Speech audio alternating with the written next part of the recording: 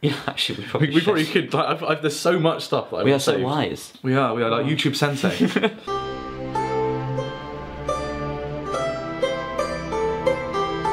Charles 29 asked what universities we put down as options on UCAS. So I put Oxford, Durham, Manchester, Leeds, Warwick, and all to do physics.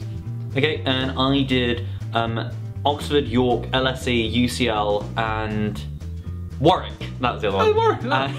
I like Warwick. And that was for a range of PPE at Warwick, Oxford, and York, and then UCL was philosophy and economics, and then LSE was government and economics. And I actually withdrew my application from UCL because I didn't want to go there in the end, because I got the offer from Oxford and I had an exam the day they wanted me to come for an interview. I didn't even go to my Durham interview. Oh really? It's really far. How did we choose? I mean, I basically chose based on the course. Like, I wanted to know how great the course was. I discovered PPE and then I discovered where you could go to study PPE, and I was convinced by the structure of the course and the flexibility it gave you and the insights it gave you into the world. So I was like, okay, I need to find places that also offer this, and the standard places for that are Oxford, Warwick, York. And then I found other ones near London because I'm from London, and it just made sense to pick a place that was nearer to home. Yeah. I mean, I chose physics because it was the moment in GCSE when science is split from just you to go to science lessons to doing, you know, physics, chemistry, biology, and all the cool stuff was in physics. So I was like, all right, that's what I want to do. So I just I did that, and I looked up. I think I was a bit naive in the sense that I largely looked up based on the league tables, and I chose the institutions, visited a couple. I also didn't apply to anything too close to home, so I didn't apply to Bristol or Bath because I live pretty much equidistant between those two, even though they're both very good for physics. I just didn't want to be too close to home. I didn't want to be so close that I could visit every weekend, basically. Helps you grow as a person. Absolutely. I'll ask you. So Simon, what was your PAT score? So my PAT score, this was a while ago. It was about 70, but the thing with PAT is that it varies year by year. The mean moves quite a bit every year, so that's pretty much meaningless, unfortunately. It was good enough for me to get an interview, it was good enough for me to get in, but yeah, that's not actually very much help.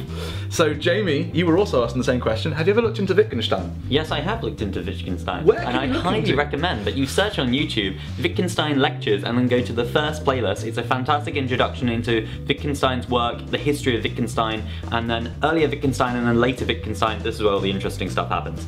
He was a fantastic philosopher that was looking into the philosophy of language. So how do we use language and what is actually the meaning of language when we're trying to communicate what our world around us is. That's a very crude summary of what Vic and Stein does is. He's fascinating.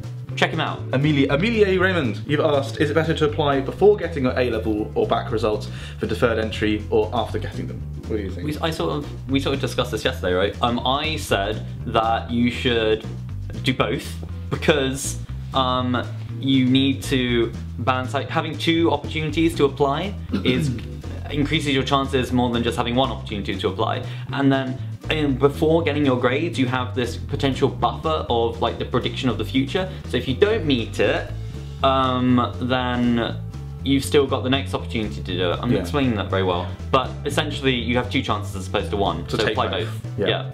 I just agree. Okay. Next question. Makes mathematical sense. Gautam? Gautam. Gautam? Gaudete. Gautam Mahapatra. Braver than me. Okay. Said. Do any of the departments compete with each other? Is there, like, he says, i.e. the age-old feud between geography and physics. I think that's more geography and everyone else, to be honest. I think everyone bashes geography in the same way that everyone bashes English for not doing any work. What, do they? They did in my college. Okay, so the only bashing I've seen is just between mathematicians and physicists, and they try to see who is doing a more pure subject. Oh yeah, I mean... That's pretty much the only feud I see. I think generally there's a healthy amount of academic banter going on. Yeah, that's it. It's not a feud, it's academic banter. No one dies. Not anymore. Though I think... Not anymore. There was that thing, was it? No, it was Merton, I think, where somebody died in like a couple of centuries ago, which is why they send the barrel of wine to Balliol every year. Oh! Paul has asked, how well did you do before Oxford and how well did you do during Oxford? Define well. Yeah, I think doing well is an interesting concept. I think I did better. On my definition, I think I did better before I went to Oxford than I did there. In terms of how are we defining better? Yeah. I think I did more things at what was a higher level relative to, you know, that age than I did in Oxford. And that's my own fault, because in Oxford I did nothing but try and work, which is a terrible idea. And you should always try and do extracurricular stuff, because you actually work better, funnily enough. Yeah, you do. You have less time to muck around, so you just focus. I mean, you sort of exploded on the Oxford scene. Yeah, so... I mean, in terms of the level of energy I put into going to Oxford, I definitely was more successful when I went to Oxford than before. I mean, academically, you need to be pretty consistent, but I wanted to define success more as how fulfilled I was in terms of living my life. And yeah, I got involved in tons of stuff. Like, my degree was the last thing I was concerned about. I was just like, I'm pretty sure I can write 2 essays a week and do all this other stuff, so I just forced myself to be able to. And I definitely say life was way more fun then. I've learned from the lesson. I'm now actually basically doing what you did at undergrad, but in PhD form. He was telling me his schedule yesterday, and I was like, wait, when do you take a break? Break? What? Right, next question. Annie! Annie, are you okay? Annie, are you okay? Sorry. I think it's a reference. Oh, Annie, are you okay? Are you okay? Are you okay? Yeah, I do know. Okay, yep. Are you a smooth criminal? What extracurricular did you guys do before university? Do you think they were a major factor that helped you get into Oxford?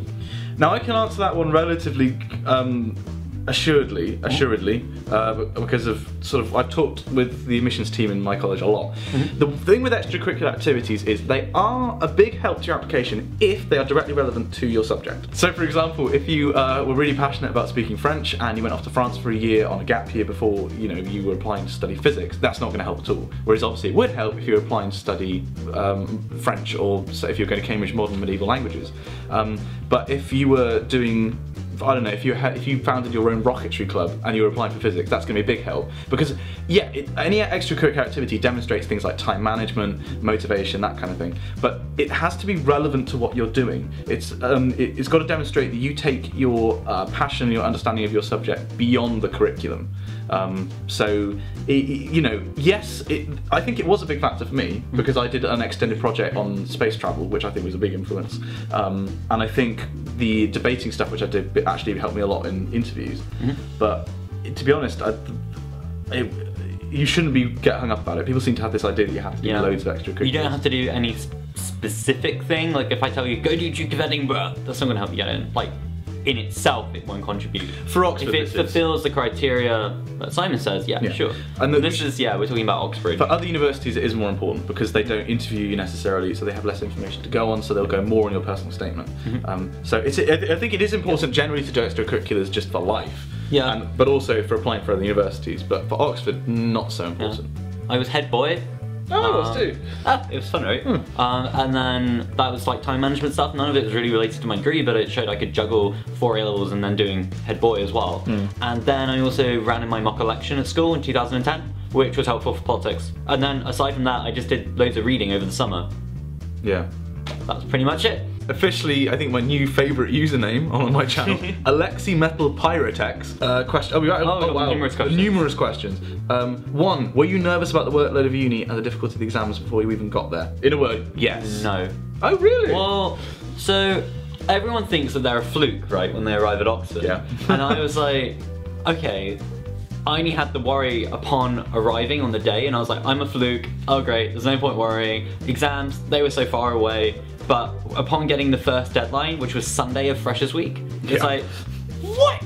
Yeah, and then everyone was in the same boat, so I was like, okay, good, at least it's not just me. I might still be a fluke, but at least everyone else is thinking the same thing, and everyone else is like, crud, we need to get this deadline done in like 2 days. Yeah. On something we've never studied before. I did a very stupid thing. Like, I did the stupid thing of saying, oh, you're at the bottom of the pile. You're going to go to Oxford and you're literally going to be like the worst witch of the physics course. So just deal with it.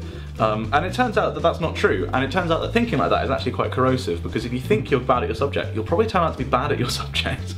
Yeah. So I was very worried, and I was wrong to be worried. So don't be, Alexi Metal Pyrotex. And then to address your second question, how does a jump in difficulty level between years at university compared to GCSE, AS, A2? Now, I think this is actually not talked about very much. I think the difficulty jump from A2 to A2 from AS is bigger than AS from GCSE, for one thing.